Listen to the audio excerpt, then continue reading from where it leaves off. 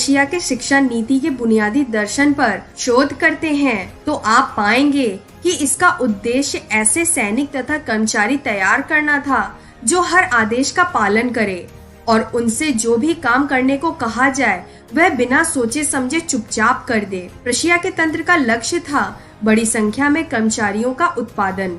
60 और 70 के दशक में अमेरिका में IBM जैसी कंपनियों ने आजीवन रोजगार को नौकरी की सुरक्षा का स्वर्णिम पैमाना बना दिया, लेकिन 1985 के बाद स्वयं IBM भी इस पैमाने पर खरी नहीं उतर पाई। इसके बाद से ठोस और विश्वसनीय कंपनी में आजीवन करियर बनाने की पूरी अवधारणा धराशायी होती चली गई। GM की जैसी स्थिति है वैसी ही राष्ट्र की स्थिति है। इसके आधी सदी बाद हम देखते हैं कि GM की स्थिति ज्यादा अच्छी नहीं है।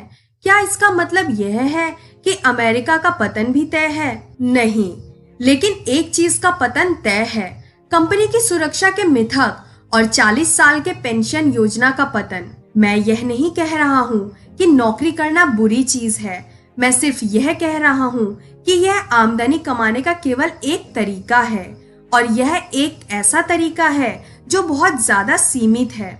इस वक्त यह हो रहा है कि लोग अब जागने लगे हैं और यह बात समझने लगे हैं, इन लोगों को जिनमें आप भी शामिल हैं, यह एहसास होने लगा है कि वे जीवन में वाकई जो चाहते हैं उसे पाने का एकमात्र तरीका उद्यमी बनने के मार्ग पर कदम रखना है। और वैसे मैं ही वह एकमात्र व्यक्ति नहीं हूँ जिसे यह दिख रहा है। आपने बैंकर टू द पुअर के लेखक मोहम्मद यूनुस का नाम सुना हो या नहीं, लेकिन ओस्लो की नोवेल कैमिट ने उसका नाम अच्छी तरह सुना है। सन 2006 में उन्हें तीसरी दुनिया के देशों के उद्यमियों को छोटे छोटे कर्ज देने की अवधारणा के लिए नोबेल शांति पुरस्कार से सम्मानित किया गया था। यूनुस कहते हैं, सभी लोग उद्यमी होते हैं, दिक्कत यह है कि कई लोगों को यह जानने का अवसर ही नहीं मिल पाता है। उन्होंने यह बात 2007-8 में अर्थव्यवस्था के धराशायी होने से पहले कही थी। तमाम बुरी आर्थिक खबरों के दौर में आज ज्यादा से ज्यादा लोग उस अवसर को सक्रियता से खोज रहे हैं जिनके बारे में यूनुस ने कहा था। उद्यमिता का बुखार तेजी से चढ़ता जा रहा है क्योंकि जब भी अर्थव्यवस्था मंद पड़ती है उद्यमिता की सक्रियता बढ़ जाती है। दरअसल बुरे दौर में ही उद्यमी फलते फूलते हैं। कारण यह है कि अनिश्चितता के समय में ही हम आमदनी कमाने के दूसरे तरीकों की तलाश करते हैं। जब हमें पता चल जाता है कि हम अपनी कंपनी के भरोसे नहीं रह सकते तो हम अपनी परवाह खुद करने लगते हैं।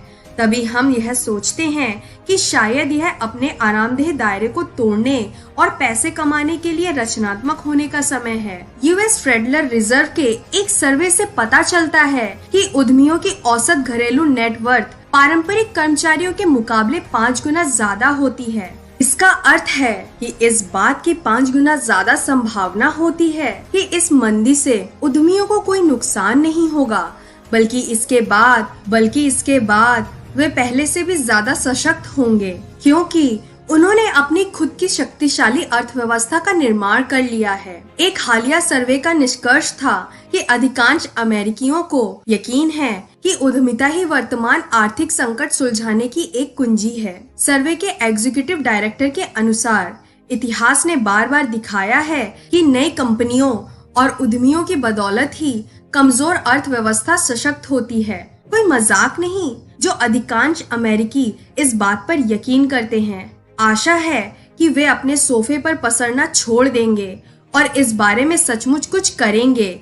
यह संभव है, हालांकि मैं इस बात की शर्त नहीं लगा रहा हूँ, लेकिन हाल फिलहाल जिस कमजोर अर्थव्यवस्था को उद्यमिता के जरिए सशक्त होते देखने में मेरी सबसे ज्यादा रुचि है वह आपकी अर्थव्यवस्था है। अधिकांश लोगों के लिए यह मुश्किल आर्थिक दौर हो सकता है, लेकिन कुछ उद्यमियों के लिए जिनका दिमाग इतना खुल चुका है कि वे उस बात को समझ सकते हैं जिसे मैं अगले कुछ अध्ययनों में समझाने जा रहा हूँ, यह आर्थिक संभावना से भरपूर दौर भी है। न सिर्फ यह खुद का व्यवसाय शुरू करने के लिए सही समय है, बल्कि वास्तव में इससे बेहतर समय कभी रहा ही नहीं है। जैसा मैंने कहा था, जब यात्रा मुश्किल हो जाती है तो दृढ़ इच्छा शक्ति वाले लोग आगे निकल जाते हैं।